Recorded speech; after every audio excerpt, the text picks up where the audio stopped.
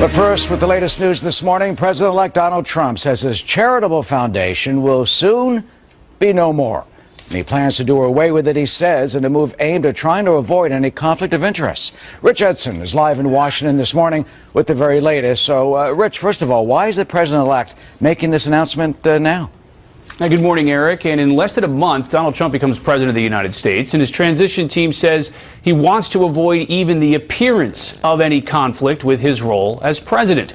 Though as his transition released that statement, the president-elect offered his Twitter followers one of his own explanations, writing, quote, "My wonderful son Eric will no longer be allowed to raise money for children with cancer because of a possible conflict of interest with my presidency.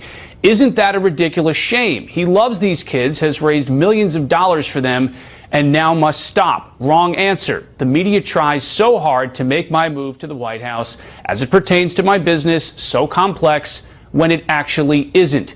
The media has been asking how President-elect Trump will avoid conflicts as president with his multi-billion-dollar businesses. His transition team said Trump would announce earlier this month how he plans to separate his presidency from his business interests. The transition team delayed that announcement until next month. Eric? Well, Rich, as you know, there's a lot of controversy over that. Meanwhile, the foundation is still under investigation. Yeah, New York State Attorney General Eric Schneiderman's office says it is still investigating the Trump Foundation and says the president-elect cannot legally dissolve it until authorities finish that investigation. It's into how the foundation raises and spends its money and reports it spent charity money settling lawsuits for his for-profit businesses. In October, Schneiderman ordered the Trump Foundation to halt its fundraising because it failed to register with the state. Last month, Schneiderman's office announced a $25 million settlement over Trump University in a separate case, calling that entity a phony. Eric? All right, Rich, pretty complicated, and it continues. Thanks so much.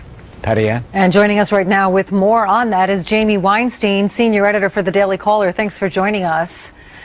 So as we said, soon after Mr. Trump announced that he would dissolve the foundation, investigators said that would be illegal. New York's Attorney General Eric Schneiderman is probing the foundation, as we just heard, and his office gave a statement Saturday that said the foundation cannot legally dissolve until that investigation is complete. Mr. Trump says he's talking to his lawyers. What about all that? Well, it looks like at least we signaled the intent of Donald Trump. We don't know what the legalese will be with the New York State Attorney General, whether he can or not. We haven't delved that far into it yet. But at least Donald Trump has signaled he wants to shut down the foundation, which is understandable. We have seen the problem of foundations in public life with the Clinton Foundation and all the problems and at least the appearance of scandal that came with that. Donald Trump's foundation is a much smaller foundation. It's in the millions, not the tens of millions, and he himself has not really given to the foundation in almost a decade. But it's been mired in some controversy as well, and it probably is smartest just to shut it down as he goes in the Oval Office. And that's what Donald Trump wants to do. We'll see what the New York State Attorney General has to say about that, but we know his intent now. Yeah. The role of his children has become an issue. For example, Trump's daughter Ivanka had planned to auction off a coffee with herself for charity. That had to be dropped. Ethics experts said it looked like bidding for access. And we just heard Mr. Trump's tweet about his son Eric. Now he can't raise money for kids with cancer. Where do you draw the line? Can these public officials try to do some good with their influence without running into these problems? Well, it's very difficult, and obviously people elected Donald Trump knowing his web of business interests and charitable interests. He should do, I think most experts say, the best he can to separate himself from those conflicts of interest. To date, some people have criticized still having some of his children in transition meetings, which kind of doesn't have that fine separation between his business and public life. But the reality is there's no easy answer. Some people want him to sell all his business interests. That might get a very low price if he did on a fire sale. But alternatively, you might have people criticize foreign governments' sovereign wealth funds might come in and pay a very high price and then say, well, there you have another conflict of interest. So it's not that easy to decouple Donald Trump from his business interests any way you cut it. So, people elected Donald Trump knowing what those business interests are. So there's only so much Donald Trump can do to make that wall of separation. Right. But you you make an important point, which is that Mr. Trump's critics are saying it's not just the foundation's just the beginning. The DNC communications director, Eric Walker, saying shuttering a charity is no substitute for divesting from his for-profit businesses and putting the assets in a blind trust. So what to do about that? You know, there are critics who say even a blind trust wouldn't be enough, especially the way he's thinking about doing it, which is by putting his children in charge. He said he would announce a new plan on December 15th. That has been postponed. What is the best course for those more than 300 businesses that he's involved in? Yeah, I just don't think there's an easy answer. As people have noted, a blind trust, Donald Trump still knows what real estate holdings he has. It's not like the stock market where you can sell all your holdings, put it in a blind trust, allow a financial advisor to pick a blend of stocks that you don't know what are in it. You know, it's pretty clear which properties are in the Trump family business. It's the ones labeled Trump, you know, Trump hotels, Trump golf courses. So it's not all that easy. I think that you know, he has to do something to try to separate and detangle himself from the business. But, you know, people elected him knowing what he held and what his businesses are. It's not going to be so easy to make this clear separation between business and the presidency. And back again to the foundation. During the campaign, Mr. Trump referred to the Clinton Foundation as a criminal enterprise. As we heard from Rich Edson, now people are accusing Mr. Trump of diverting funds from his charity to pay off his settlements, etc. How difficult is it to run a charity without it becoming pay for play or this commingling of funds? Well, I will say that, you know, the Trump Foundation is a little different. I mean, I don't know how easy it is, but there were some odd things that were going down at the Trump Foundation. Again, Donald Trump has not donated to the Trump Foundation, his personal foundation, in almost a decade. Most of the money was from the Vince McMahon and the WWE. They donated the bulk of it, $5 million over the last 10 years. And Trump did use that money to buy a portrait of himself, to settle some of legal problems that he had. So it was a bizarre foundation. I think it's probably smart of him to shut it down to avoid any other problems going forward with the Trump Foundation, so he can focus on the business at hand, which is running the country. And that's exactly why he says he wants to do this. We'll see whether he's able to with this ongoing probe. Jamie Weinstein, thank you so much. Thank you. Well, Patty Ann, you know, it came as a shock to many of us of a certain age from the pop tunes of the 1990s. And now this morning, tributes pouring in for George Michael. He, of course, was an 80s pop icon. He passed away yesterday at the age of only 53 years old. And today, fans are gathering outside of his home in North London to pay tribute and respect. Will Carr is live in Los Angeles with the very latest. You know, Will, is pretty much of a shock, especially at that young age. What else do we know about George Michael's death this morning? Yeah, that's right. Good morning, Eric. From all accounts, his death seems like a major surprise. His publicist says that he hadn't been sick. Authorities say the death is unexplained but not suspicious. And while it appears that he had a heart attack, in a statement his publicist said it's with great sadness that we can confirm our beloved son, brother, and friend George passed away peacefully at home over the Christmas period. This morning, British paper headlines read, 80s poster boy, tormented pop icon. He sold more than 100 million records throughout the course of his career, first finding initial success as part of the music duo Wham, then later launching his debut solo album, Faith. 'Cause I gotta have faith.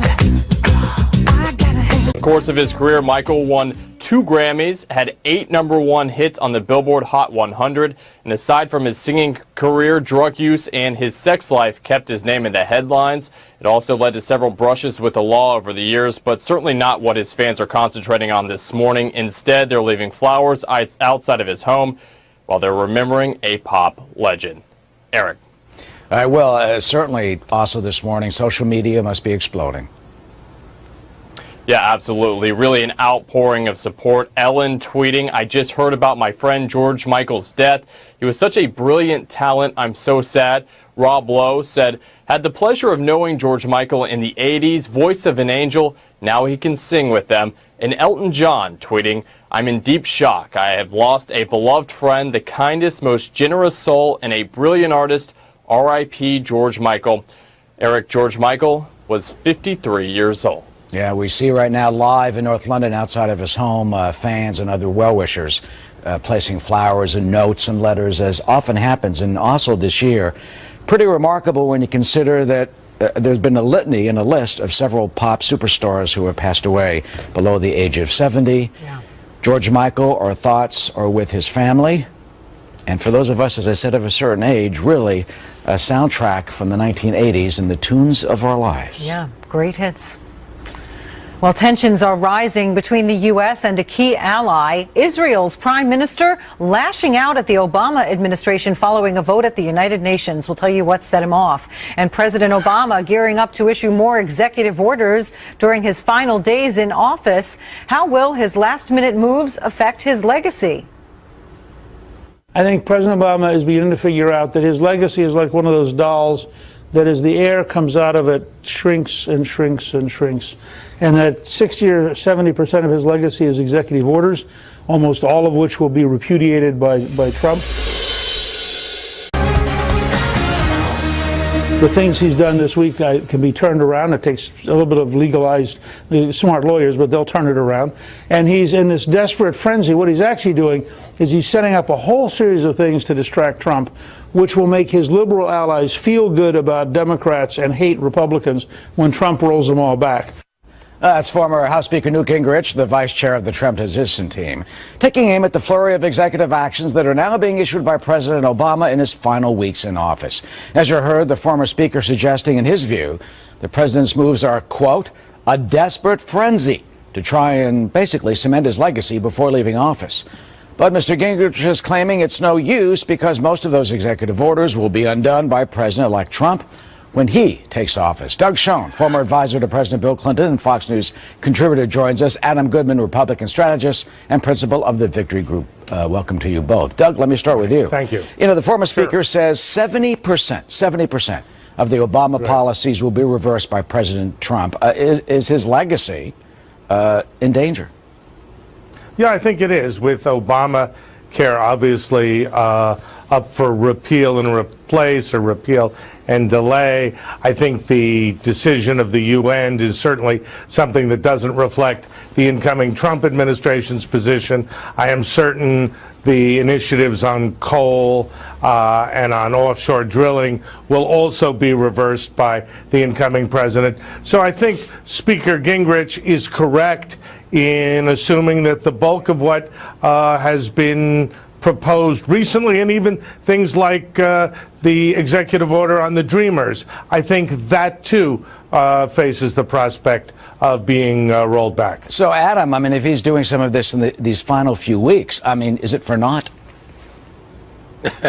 Well, let's go back into a little bit of history. There's something called separation of powers, Eric, that was popularized by a French philosopher by the name of Montesquieu. And he basically did this because he said we need to have a sense of virtue about the governing over the governed. And what we see right now is a president who has issued executive orders and rules of authority at the pace of more than one a week. And they're going to be a lot of these are going to be undone, but some of these were totally, absolutely wrong. Giving legal status to 4.3 million illegal aliens. The Paris Accords, which was really a treaty where the U.S. Senate is the only one that's really empowered to give that power of treaty.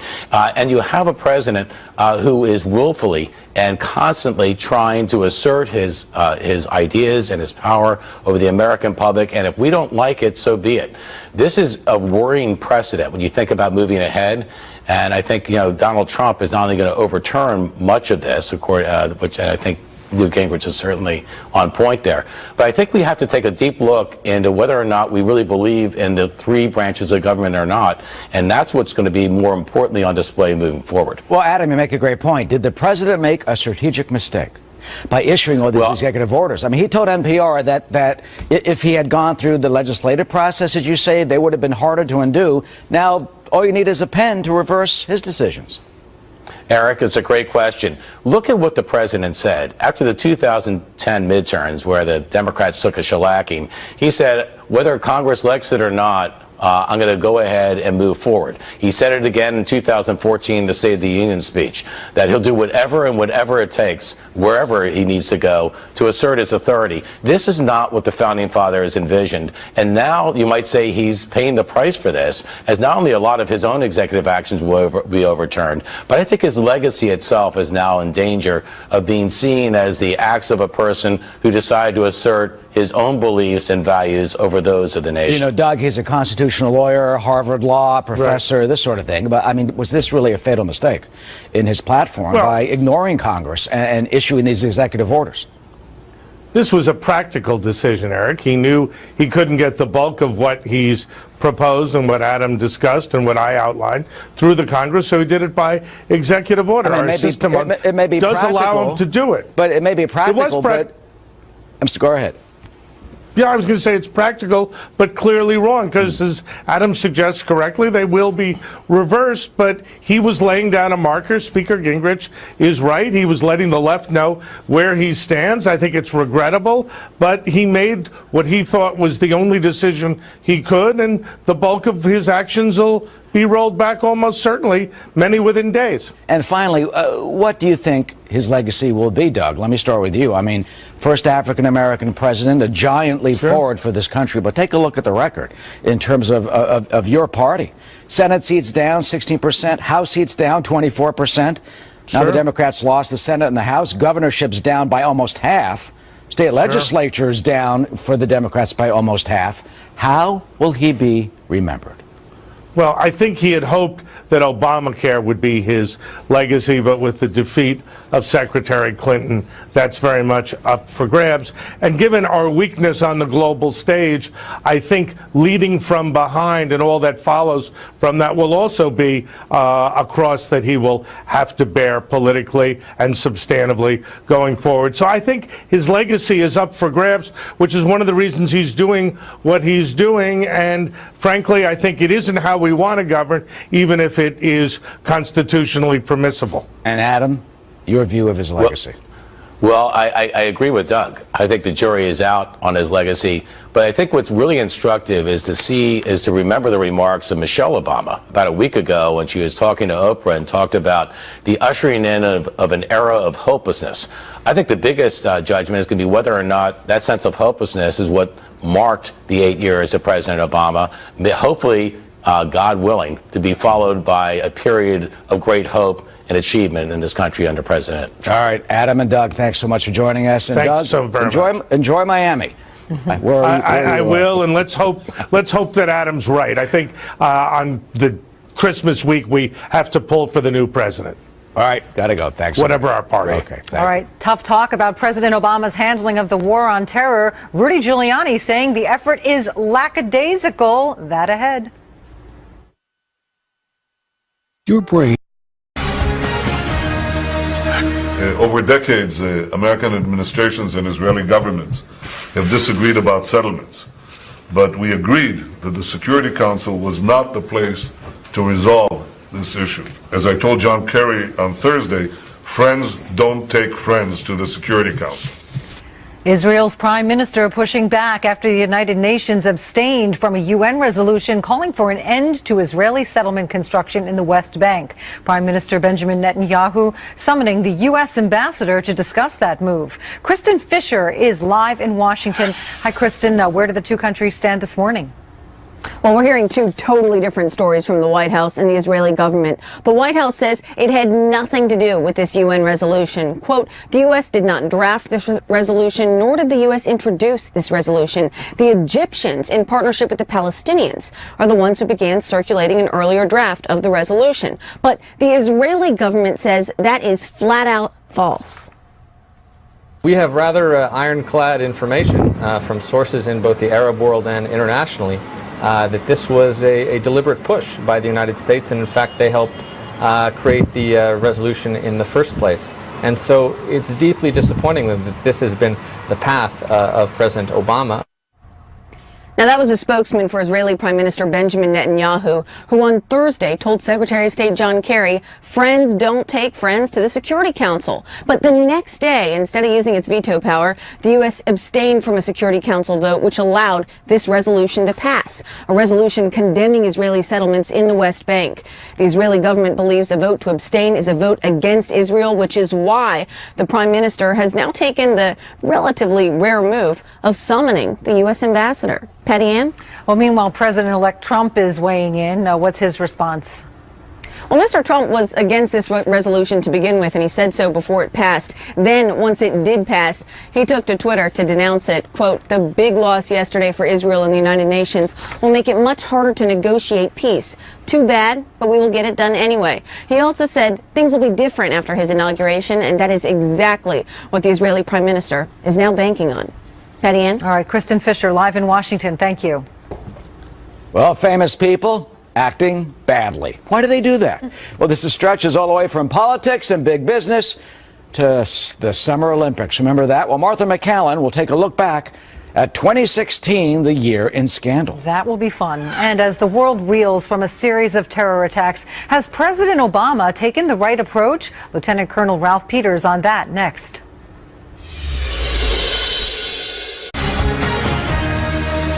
As President Obama prepares to leave office, there is debate about his legacy on many issues, including fighting terrorism. Critics say he has fallen short. Former New York City Mayor Rudy Giuliani said at a radio interview, quote, "The kindest thing I can say is he has a lackadaisical attitude about it. He refuses to say radical Islamic terrorism."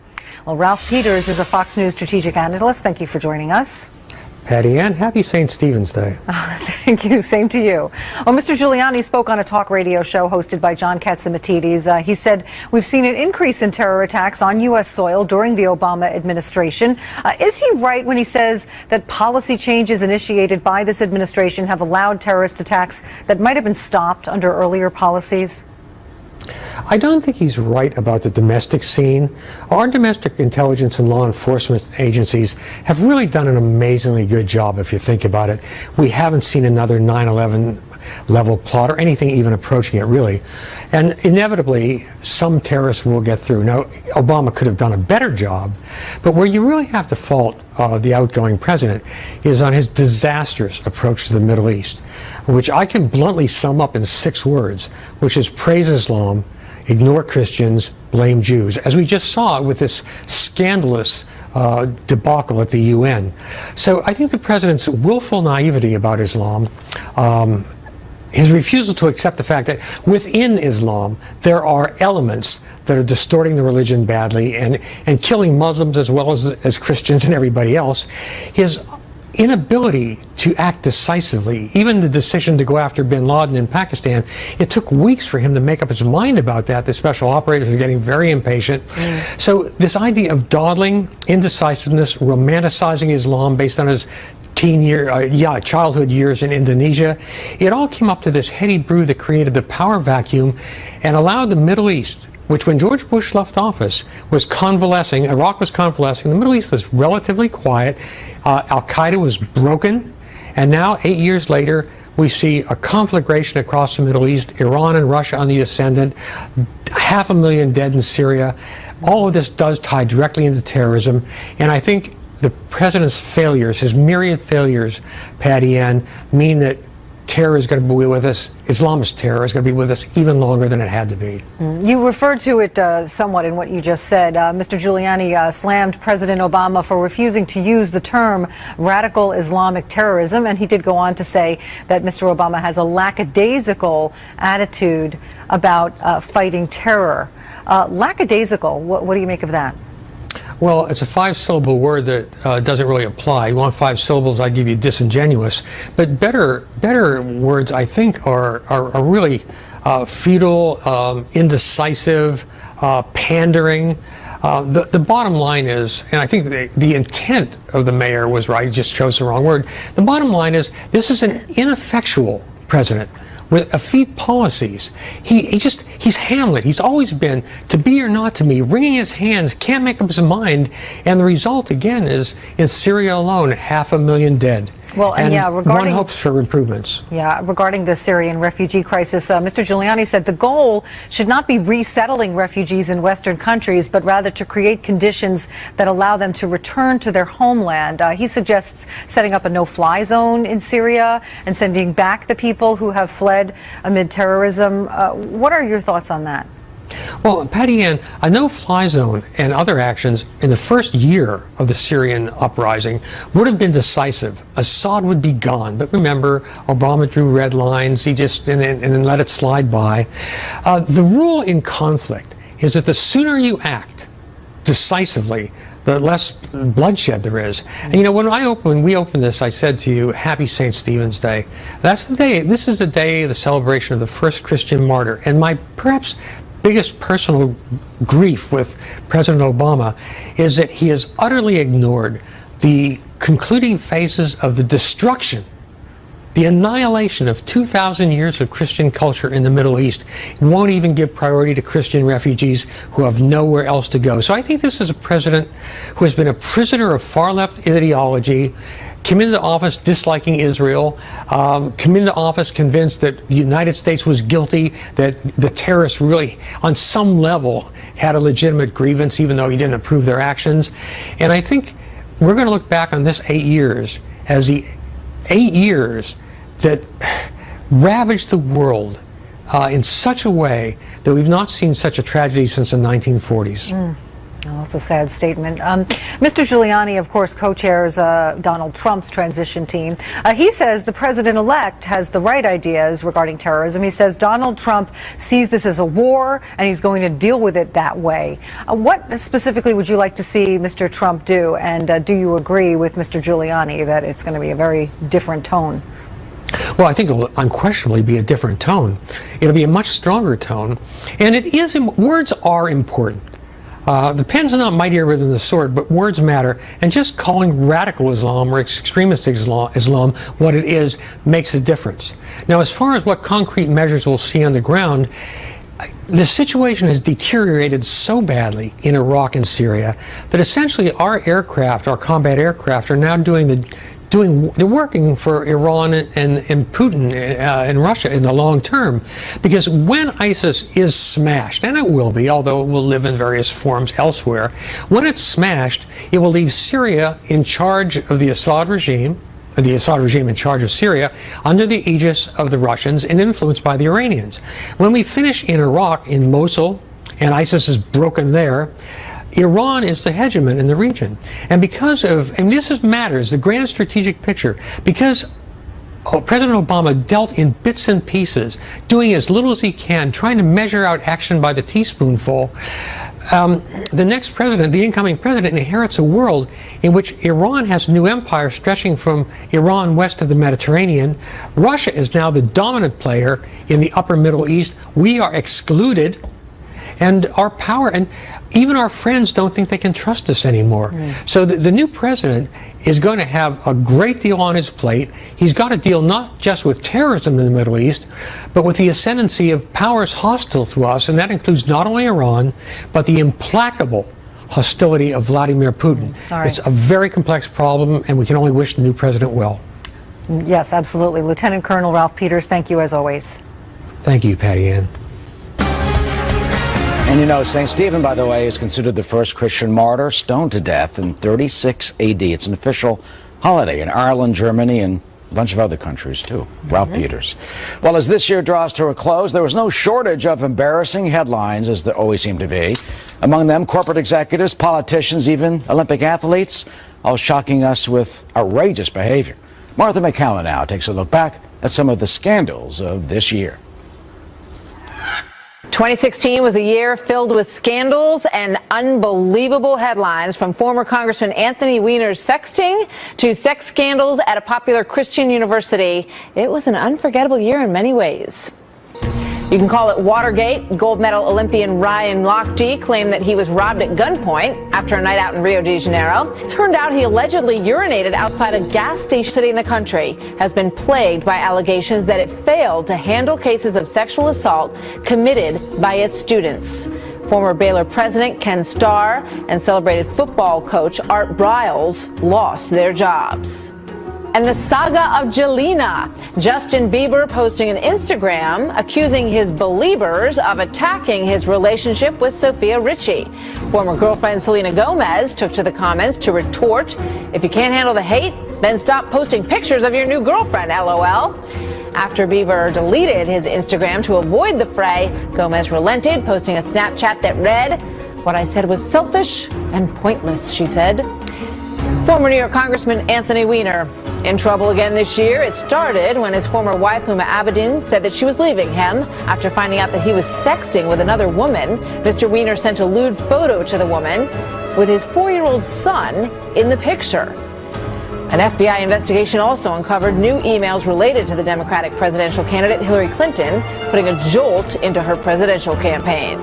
Wells Fargo CEO John Stump stepped down after the bank came under fire for their sales practices. In September of 2016, the company agreed to pay $185 million to settle allegations that accounts were opened without customers' permission to reach aggressive sales targets. And the maker of EpiPen, Mylan, agreeing to pay $465 million to settle allegations that it overbilled Medicaid for the life-saving drug. The House grilled the pharmaceutical company's CEO, Heather Bresch, about the controversial price hike after Bresch allegedly received a raise of more than 670% over 9 years. So that's 2016, and with 2017 right around the corner, no doubt there will be more of these scandals in the news. We'll be here to cover all of it for you. I'm Martha McCallum, Fox News. All right, Martha, thanks. And let's hope she's wrong about that. Yeah, I know. You wouldn't behave badly. Absolutely not. I think the award goes to Anthony Weiner. It's got it. Repeat offender. Yeah, some of those were amusing, but most of them were just pretty upsetting. Yeah, it's really sad. Well, the prosecution in the Robert Durst murder case says witnesses are scared to testify with good reason. We'll tell you their solution to the problem coming up. Well, searchers are scouring miles of ocean after that Russian military plane that was headed to Syria, well, it went down in the Black Sea. What they think did go wrong. As we know, the main versions so far do not include an act of terrorism, so we think that the reason for the crash could be a technical fault or a pilot error. A new record for sailing around the world. Frenchman Thomas Colville set off on his journey 49 days ago. Colville sailed alone, starting from an island in the English Channel. It was his third attempt to beat the previous record of 57 days. And now to the latest on Robert Durst. Los Angeles prosecutors are warning that the real estate heir is a danger to witnesses in the latest murder case against him. So they want to videotape those witnesses' testimony in case they pass away before the trial gets underway. So is he a threat? Ken Zimmerman is a National Law Journal contributor, former general counsel. Deborah Blum, a criminal defense attorney, and both join us. Welcome. Ken, let me start with you. He's 73 years old. He's in a wheelchair. He's in jail. He's frail. So what are they afraid of, or is this overreach? But Eric, this is a guy who's worth $100 million, accused of multiple murders. He actually admitted in a former allegation that he killed his roommate in the English Channel. It was his third attempt. He got off. So this is an unpredictable defendant. Hard to know what's going to happen. I think in all likelihood, though, the witnesses will testify. Testimony has tentatively been scheduled for February 14, so I think the testimony is likely to go ahead. So what do you think will happen? I mean, there's going to be a hearing in another week or so. You think the judge will agree? Well, I think go ahead. Sorry. Okay, Deborah, go ahead. I think that if the judge allows this to occur, it could set the stage for violating Robert Durst's Sixth Amendment's right to confrontation at trial. You could say what you want about him, but he is entitled to a fair trial, which is a fundamental principle of our criminal justice system. These people, there are no known threats to them. We just have their fear. So, you know, the prosecution is saying that Robert Durst is a force to be reckoned with despite his old age, but they're doing things that are making this a public trial before the trial. They released his videotape confession or interrogation, which is subject to future suppression, and they're now making a public issue of this, so they're poisoning the jury pool. Well, I mean, the jury hasn't even been seated. I mean, Deborah, what if they do videotape the people and the people survive and they go up on the stand? Wouldn't that testimony, be legitimate and fair, and the jury would be instructed not to pay any attention to allegedly was videotaped before? Well, they should have presented these witnesses in the grand jury, which is the proper channel for their testimony, because then that prior testimony would be sworn to in an official setting, and it would be subject to cross-examination based on prior inconsistent statements. This is a very unorthodox approach. Well, I mean, Kent, there is a point. I mean, that huge documentary. Everyone knows about Morris Black, his former roommate, whose head was found, or I guess the head wasn't found. His body was decapitated.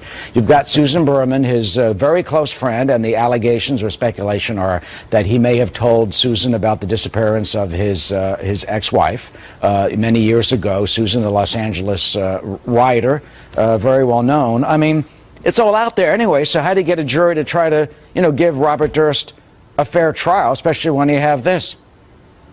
I think you're right, Eric. There's evidence mounting, kind of coming at Durst from all sides. Also, as you know, the interview was released that he gave the LA police shortly after being captured in New Orleans. And in that interview, he admitted he was on the run from the law. He admitted he doesn't think he's a very good guy. He admitted that he thought he's not a very good fugitive. And I think he's going to have a problem, whatever happens next. I think it's very unlikely he's ever going to see the light of day as a free man again. Is what he told is that actually does the jury would that be allowed in his trial? Well, I think. Go ahead, Kent. Yeah, I think likely it's going to be admissible. He was read his Miranda rights by an LAPD detective before he gave the statement. He was told, what you say could be used against you in court. He said he understood. And then he went ahead and gave the interview. And typically after a defendant is Mirandized when he's in custody, usually what he says then can come in. So I expect it likely to come in before the jury when we get to trial. And Deborah, how will that impact a potential jury? Well, I think that the defense will have to do their job and argue that he said it while he was under the influence of drugs, which has been previously mentioned. And also, I want to focus on the fact that they have a witness who's 85 years old, and the prosecution is trying to create a hearsay dying declaration type of exception where they're trying to get in testimony of witnesses which will not be subject to cross-examination. And that's Dr. Albert Cooperman, who's 85 years old. Final thought, very quickly. What do you think is going to happen, Deborah? I think that the witnesses will testify, but I do agree with Kent that most likely the videotape interrogation will come in. And Kent? Yeah, I agree with that. Here's a little bit of a curveball, Eric. I actually think they're setting up a possibility where they're going to say he's not fit to stand trial. You see it coming with the pink wheelchair, the neck brace. Durst says he's goo-goo gaga in his words, in his statements, and I think the evidence is closing in, and they might just say he can't stand trial. He's not fit. That's fascinating. Yeah, that could make potential sense. Kent and Deborah, thank you for your insight. We'll see what happens next week. Happy holidays. You too. Patty Ann? Well, a nation in mourning after a Christmas Day tragedy. What Russia is saying about the possible cause of the military plane crash into the Black Sea. And a Christmas storm in the desert caused lots of problems. Look at that, on the road. We're happy and we're making silly faces and we're singing Christmas songs to get the time going. Yeah, no, I don't know. I'm just waiting. That's all I can do, right? Okay.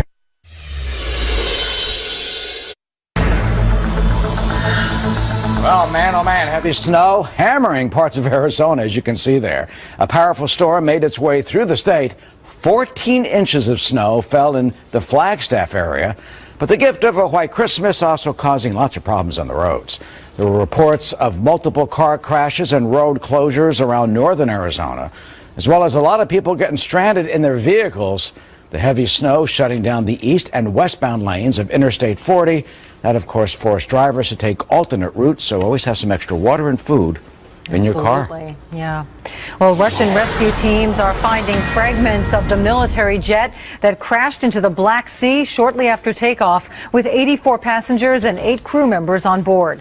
The Kremlin is now pointing to a mechanical failure or pilot error, not terrorism, as the most likely cause of the crash. Kitty Logan has the latest developments. She's live in London. Hi, Kitty. What can you tell us first about the recovery effort? Yes, well, the search for the remains of that plane is continuing off the coast near the Russian town of Sochi. Now, the Russian Defense Ministry says 3,500 people and 45 ships are involved in that operation. It's a massive effort. The priority now to find the flight recorders and to recover bodies. Now, divers have already found fragments of the plane's fuselage, and they've recovered 11 bodies so far. 60 members of the famous military choir, the Alexandrov Ensemble, were among the passengers. Their members now reduced by a third as a result of this tragedy. People have been laying flowers and lighting candles outside the musicians' Moscow headquarters. The choir had been heading to Syria to perform a concert for troops. And Vladimir Putin, the Russian president, has today declared a national day of mourning to remember all those on board who died. Patian. Well, Katie, what are they saying meanwhile about what might have caused the crash now?